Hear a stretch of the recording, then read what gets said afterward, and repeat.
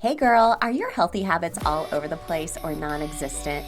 Do you wish you could find true food freedom, move your body for joy, and really just talk a little nicer to yourself? If you have tried to habit hack your health, but the strategies you've tried just haven't worked for you in your busy lifestyle, then this podcast is for you. Hey, I'm Emily Nichols, habit and fitness coach, behavior change specialist, and Taco Tuesday enthusiast. Hey, I am here to tell you there is an easier way than what we've been taught about our health and our habits. How do I know? Well, because I've transformed my own life through habit hacking, and now my family gets the best of me, and I now help my clients do the same.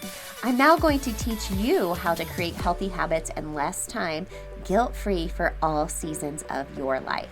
It's not your fault your habits haven't worked, my friend. We just have to do them differently. So, are you ready to feel empowered and transform your habits and life? Then let's do this. Hey gang, welcome to Habit Hack Thursday. We are chatting all things food freedom and getting rid of the labels as far as food being good or bad, or labeling yourself good or bad depending on what you just ate. And I have 5 tips to help you change your mindset and get rid of the food labels. You know, we do Habit Hack Thursday every week, and I always share either something around food freedom, mindset, or movement. Those are the only 3 fundamental needs I focus on because we got to keep it really simple, right? As busy working millennial moms, we got a lot going on in our heads.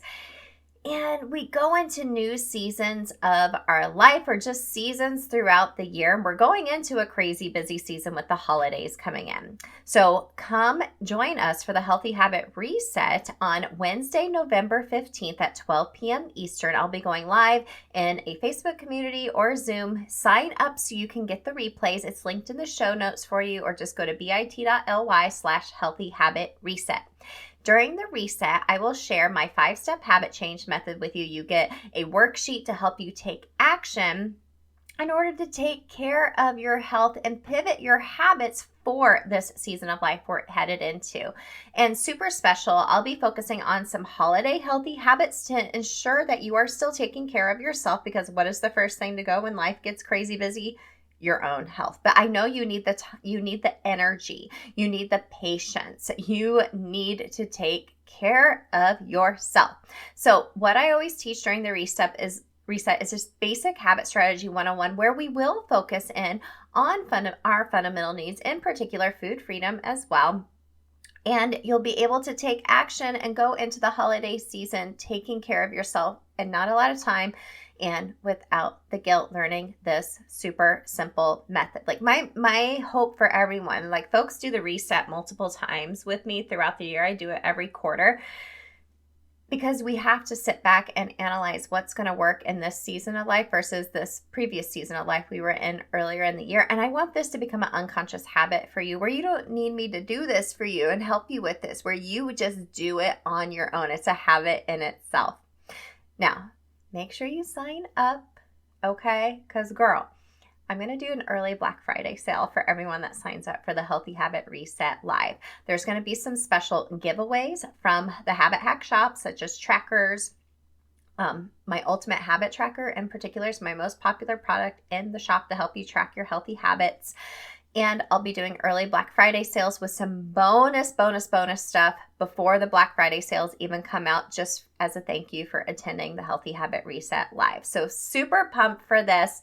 Make sure to come. I've usually done the reset over 3 days, but nah, we're just going to do 1 day in and out. We're done. I can't wait, and I'm so excited to see you there. So today, like I said, we're talking about a habit that we just all have around food and the way we feel about ourselves. And that is just putting labels on food as good or bad, or that you are good or bad, depending on what you eat. But friend, food has no morality. It's just food.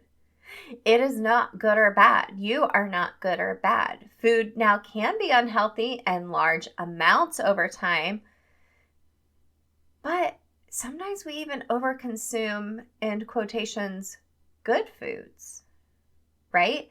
So who's to say something is good or bad? You know, there was a time where I have eaten a whole box, I think it's like 4 or 5, like throughout a day of cookie dough Lara bars. Like, y'all, they are so good, but they satisfy my sweet tooth. They're literally just like dates and nuts and chocolate chips. Like, that's it. But I thought I could eat a whole box in a day because they're good for me. They're healthy, right? But I came to realize I was actually using that as an emotional eating mechanism, and I wasn't even like conscious of it. I was craving something sweet, and I thought, well, I can eat this whole box. These are not unhealthy. These are good for me. But the habit wasn't serving me. That was not serving me. It was just numbing the emotions, and I thought I was being good by overindulging on, in quotation mark, something good, right? If that was totally reversed and I ate like a whole thing of Oreos like within the day, like I would have like sent myself into a shame spiral. It's all about perspective and just removing the labels. And I'm wondering if you've ever felt this way too, right? Maybe you go one way and restrict one whole food group, like you're like, I am never going to eat carbs again, or I'm never going to eat dairy again because it is bad. But I'll be good. I'll be good and not eat this bad food. Well, says who? I guarantee you over time, if you are restricting a food due to just because you think it's bad versus like having like an actual like aversion to that food or some type of food sensitivity, you're going to go the other way and just overindulge, ultimately binging, feeling shame, and that vicious cycle starts again. We've all been there. And I want you to feel sane and know that you're not alone. You know, inside of my signature program, the Healthy Habits Accelerator, which, hint, hint, if you've been wanting to join this program, come to the Healthy Habit Reset Live because there is going to be a major discount and a major bonus with it. Hint, hint, wink, wink, go sign up. Okay. The inside of this accelerator, you hear me refer to like the food habit hacking portion of it as food freedom. And that's for a reason, right?